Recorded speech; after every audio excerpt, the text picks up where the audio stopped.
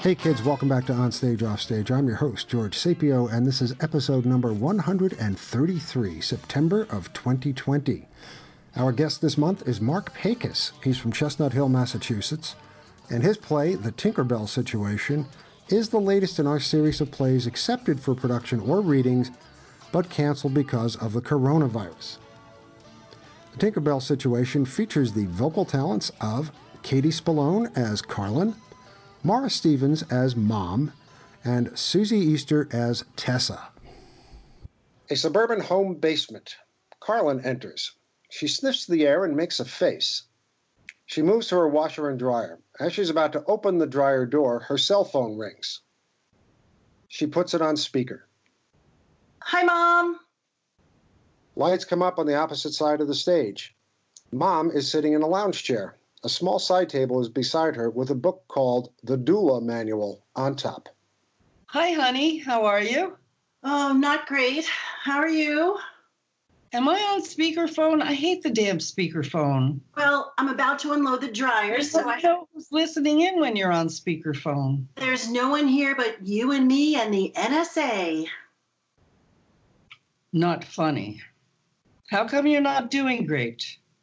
Oh, Tessa's guinea pig, Tinkerbell, disappeared 2 days ago, and we can't find her. We covered every inch of the house looking for her. Oh, I'm sorry. Poor Tessa's been inconsolable. She put signs up all over the neighborhood. Did you offer a reward? Should I have? Oh, no. Oh, something in the dryer smells funky. Well, you sound busy, so I'll let you go. No, this is the only time I have to talk to you today. She looks inside the dryer, then puts her hand inside. So what are your plans this weekend? I just touched something weird in the dryer. What is it? Carlin looks inside the dryer again. Ah! Carlin slams the dryer closed. Oh, my ears. What are you screaming for? It's Tinkerbell. What about Tinkerbell? She's dead. Oh, my God. What? She must have climbed into the laundry basket. I didn't see her when I put the laundry in. How could you have not seen her? I just tossed in my sheets and didn't look. She must have drowned. Oh, and then I put her in the dryer. Oh, my God. What am I going to do? What am I going to tell Tessa? Tell her the truth. What else can you do? Tell her that I killed her pet. She'll never forgive me. Yes, she will. No, she won't. She holds grudges. At her last birthday party, her best friend Emma forgot her birthday present at home. Tessa told her they could no longer be friends, and she meant it. Emma's mother begged me to get Tessa to forgive her, but Tessa absolutely refused. Sounds like someone I know. What do you mean? I'm unforgiving? When I suggested you get a perm when you were 14 and you hated it afterwards, you blamed me for an entire year until it grew out. Well, it was awful. I was a teenager and easily humiliated. Whatever. I'm telling you the truth. Tessa won't forgive me. She'll hate me. I can just imagine the cold hatred in her eyes whenever she'll look at me. Darling, sooner or later, every daughter looks at her mother that way. Just pretend that Tinkerbell is still missing. Eventually, she'll give up looking. That's even worse. It was Tessa's fault that Tinkerbell got out of her cage. She's always leaving her cage door open. Tinkerbell has escaped a dozen times, and then Tessa gets frantic. She says if we don't find her, she'll die. And then eventually we find Tinkerbell behind the curtains or under the refrigerator or wherever. One time we found her riding around in our Roomba. You didn't tell me you got a Roomba? Should I get one? All of this reminds me of when Bosco disappeared and how upset I was when he never came home. Oh, yes, I remember. Oh, he was such a good doggy. It broke my heart. And I still think about him to this day, and I wonder whatever became of him. Don't you? Mom? Yes? You became strangely silent all of a sudden. Oh, sweetheart. It's about Bosco. What about Bosco? What, was he killed? Was he run over by a car? No. Then what happened to him? You see, one night, your father and I were making love, and we left the bedroom. Okay. You see, one night, your father and I were making love, and we left the bedroom door ajar. And Bosco, I guess he heard us. He came into our room and saw what he must have thought was your father hurting me in some way. And he leaped on the bed and attacked your father and bit him on the testicles. Oh, my God. I remember the ambulance coming and taking Dad to the hospital, and you telling me it was something he ate. What was I supposed to tell you? That Bosco ripped off one of your father's balls? Anyway, your father had to have that testicle removed, and after that, he insisted we get rid of Bosco.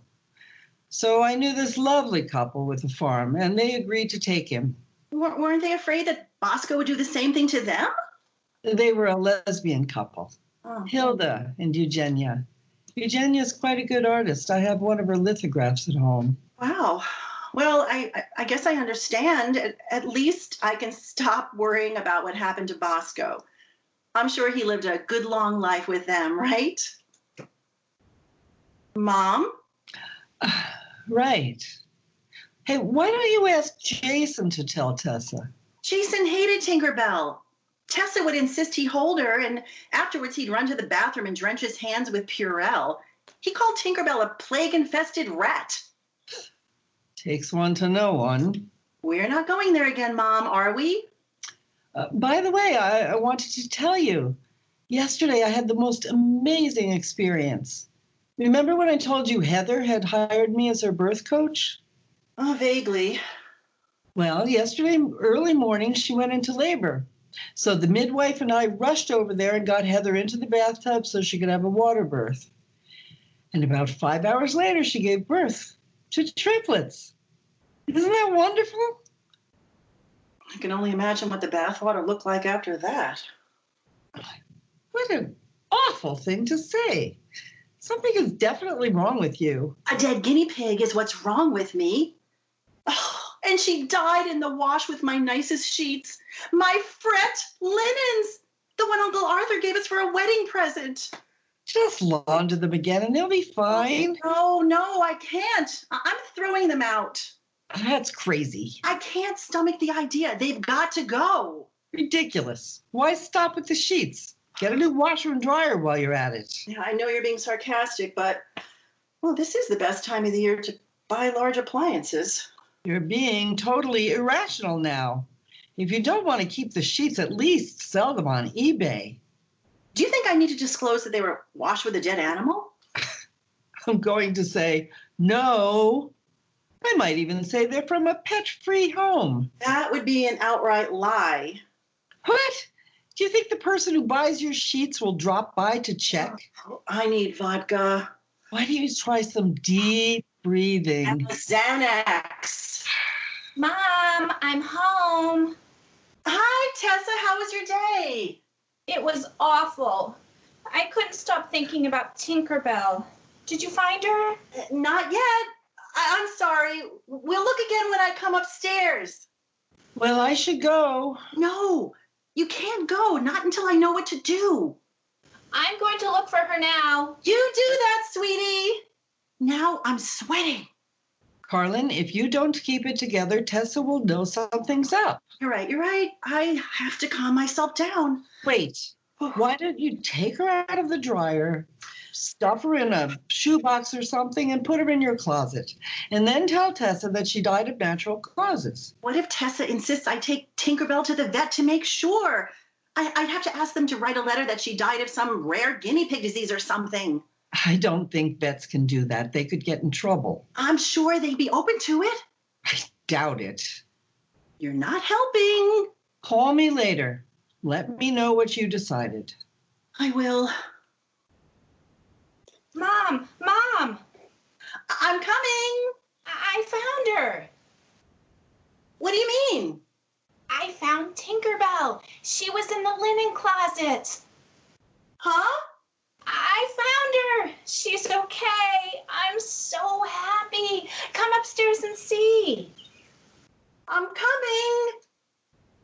Carlin takes a few steps, then stops and looks back at the dryer. She dials her cell phone. Hello? Tinkerbell is alive! What? Tessa found her hiding in the linen closet. Oh, that's wonderful. You must be so relieved. I am.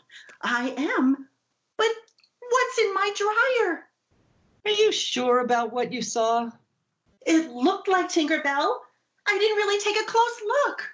You better make sure. I'm afraid.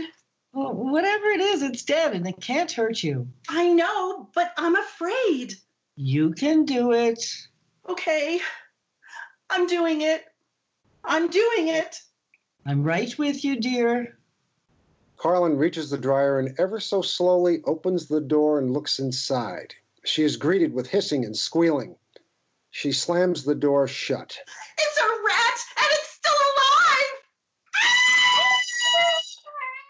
That was the Tinkerbell Situation by Marc Paykuss, featuring the vocal talents of Katie Spallone as Carlin, Mara Stevens as Mom, and Susie Easter as Tessa. Stage directions read by Ithaca acting legend Milo Bohack.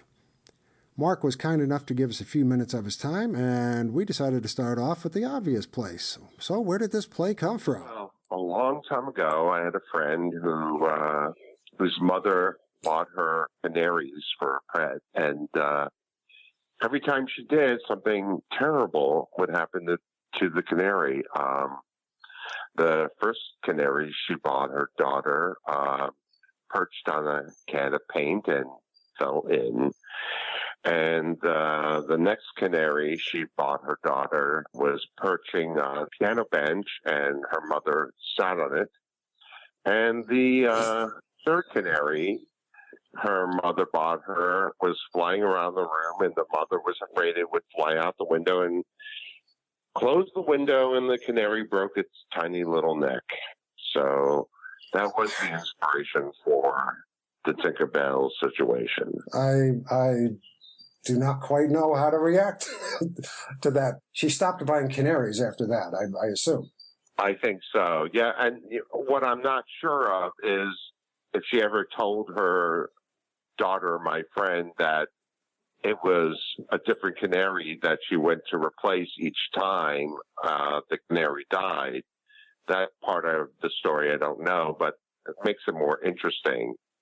Yeah, one would assume what parents will do to keep their kids yeah, happy. Exactly. Yes. Yeah.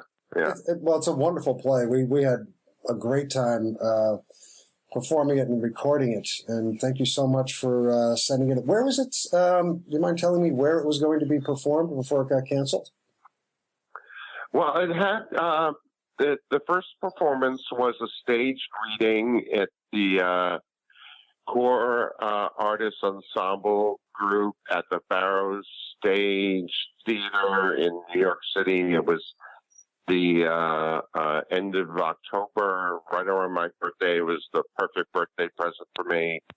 And since then, it was going to be performed at the Bonita Arts Center 10-minute play festival, which got postponed. And so they did a Zoom version of it. And now it's going to be done as a film Zoom presentation by the Nicely Theater Group in West Bloomfield, Michigan. It's part of their inaugural season. They were going to start, they were a new theater company. They wanted to do a big production of Pippin, and it had to be postponed. So they switched over to a 10-minute play festival, and they chose my play as one of their their productions. And that's great. Congratulations. Yeah, thank you so much. I'm not surprised. This is a wonderful play. I'm not surprised any other people don't fall in love with it the way we did. As you told me before we actually started, when we were talking, getting to know each other a little while ago, you're a relatively new playwright. Is that true? Absolutely. I never even thought about playwriting before until last year, I was an entertainment copywriter in Los Angeles for 25 years, or probably even longer. And but in the year 2012, I decided that I wanted to take a break and spend some time with my mom, who was turning 90. And I realized I only saw her once or twice a year, and I just wanted to spend some time with her. And so I moved to Boston, where she lived, and it was a great experience until she started showing signs of dementia, and I suddenly realized that she needed me here, and so I became her caregiver. And it turned out that she had Alzheimer's, and so I took care of her with the help of a lot of aides for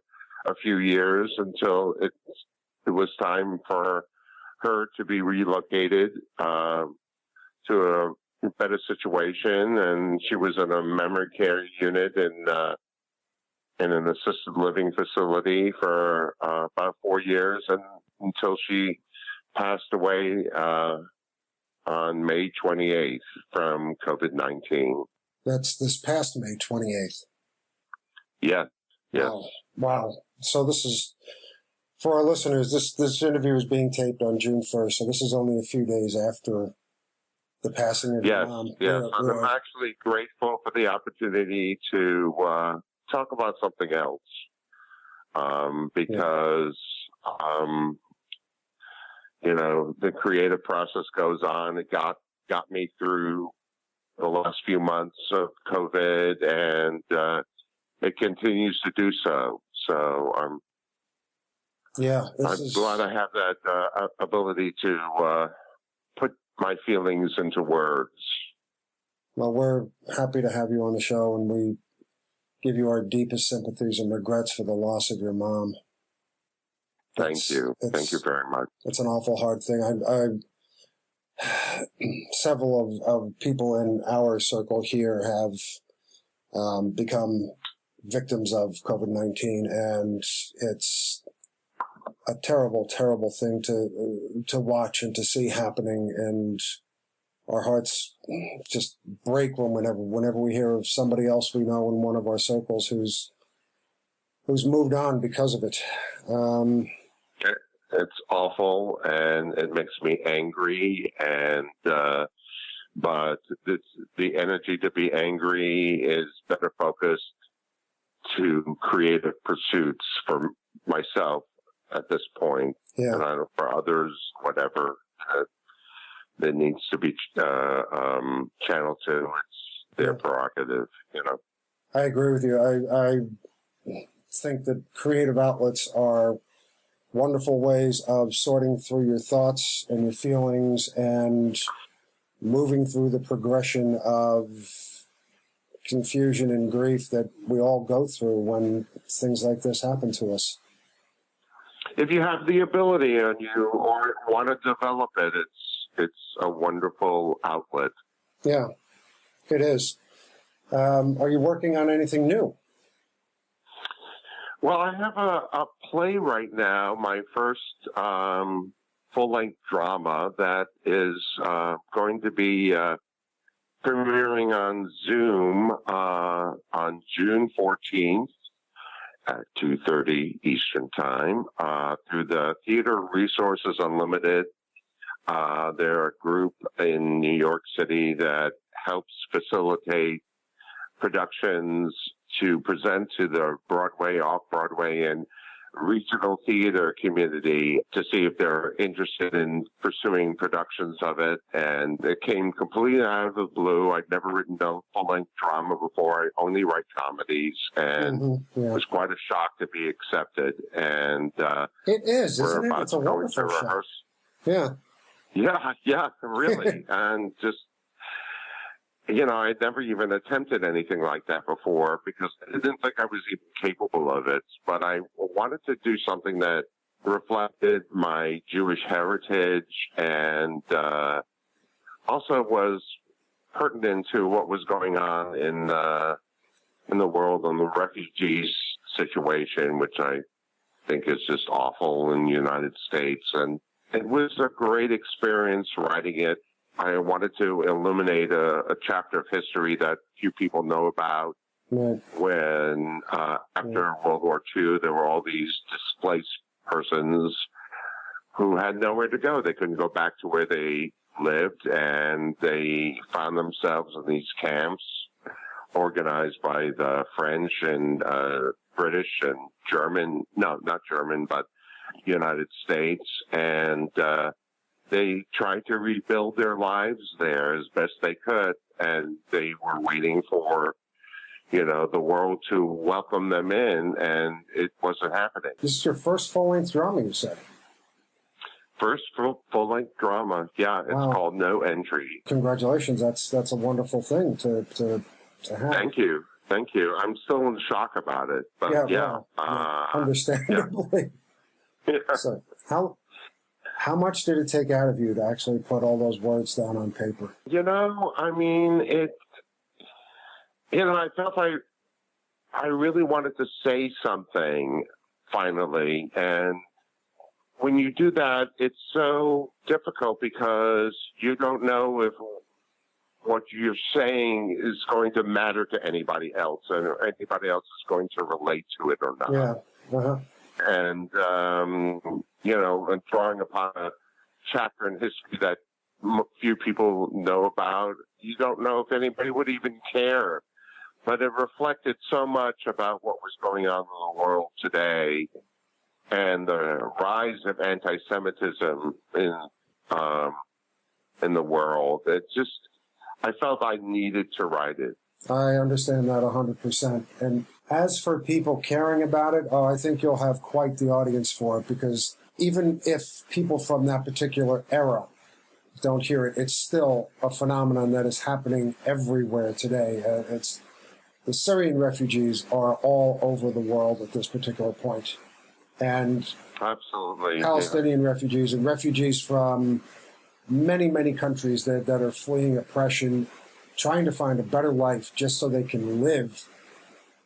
I think this play will have a very large audience.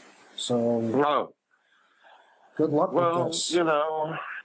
I thank you very much. I hope it touches as many people as it was intended to. So I'm hopeful, and I'm very excited. But just that it's even happening is just remarkable to me. Yeah. One last question on this, because I'm always interested in the craft, and I believe that every time you write a play of that kind of import, it changes you a bit. Is there anything different about you as a playwright now? I mean, have you discovered abilities that you didn't think you had, or has it changed your outlook on things? It did make me see myself as a different kind of writer than I ever thought I was. I actually love the research process of it, and learning about all the little details and all the stories, and even learning about my own religion. There are things in the play that I had no idea about until I started to explore them.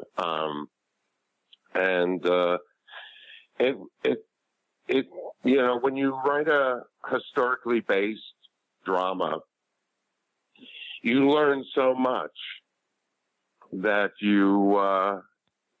that it just becomes so powerful for you, and that you can inform people about things that they never knew. And so it did bring me more connected to my religion. I am non-observant, and but I found a lot of the nuances very fascinating. I understand. I have no worries whatsoever that this play will reach out to other people similarly and strike cultural and sympathetic chords with them. So congratulations on that. Thank you so much. From your lips to God's ears, as they say. Yeah. Yeah. Might be a little circuitous from its starting point, but you never know. Marc Paykuss, thank you so very, very much for sitting down with us today and talking about your work and for sending us your absolutely wonderful Tinkerbell situation. We had really had so much fun putting this together.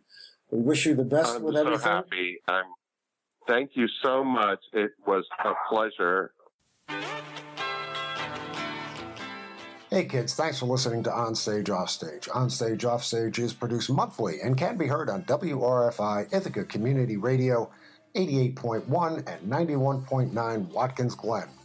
All of our shows are archived and can be found at onstageoffstage.org and also on iTunes.